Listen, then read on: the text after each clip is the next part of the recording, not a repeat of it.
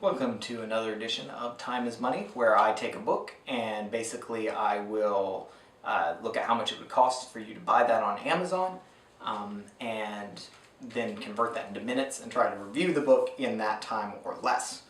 So the one that we have going this week is actually The Polar Express by Chris Van Allsburg, revisiting Chris Van Allsburg for the second time in this little series so far.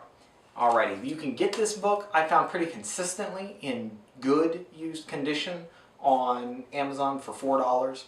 Brand spanking new, it looked like it cost $10, but we're going to go with the 4. So, because you can probably get away with doing that.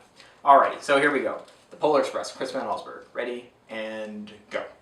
Alrighty, Polar Express is a great book. Chris Van Allsburg means you know it's going to have a really polished, great artwork. And this one was an award winner for that, so again, you know that that's not just a statement on my part as somebody who likes Allsburg, but an objective statement.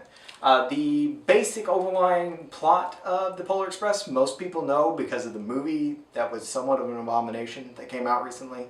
By recently, I mean several years ago. But there's a boy who is questioning whether or not he actually believes in Santa Claus.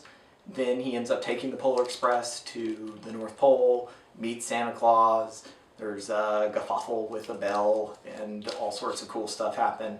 And it's really just an excuse to look at a lot of really pretty pictures and basically open and explore some of the magic of Christmas. Now, let me start off by saying, obviously this is going to open a can of worms for some people because there's a lot of people who would think that it's horrible to tell your kids about Santa Claus and blah, blah, blah, blah, blah. I don't mean to actually comment on that right now. As a matter of fact, though, I would say I think this book is better and more appropriate to read to children who don't believe in Santa Claus and that are kind of past that age. And I actually think it's geared for kids who are that age, past that age, because this book isn't a apologetic reasons why you should tell your kids about Santa Claus. This is more, I think, a mourning of what you lose when you stop believing in magic, when you stop believing in Santa Claus. And not that that's not a positive thing, but that there is a sadness that should go along with that. And I think that this book, that's really who that's for, those people who see that and realize that.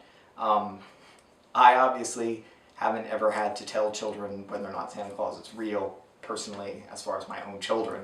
But this book is the best reason as to why I would probably tell them the myth of Santa Claus.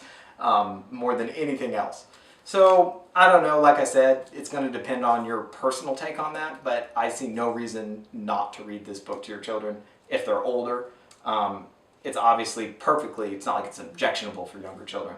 It just kind of depends on where you're going to go with the whole Santa Claus myth. But anyway, Polar Express, $4 on Amazon, definitely worth every penny. I actually got this for Sarah for Christmas one year. That's why it's got stuff in it, so worth getting.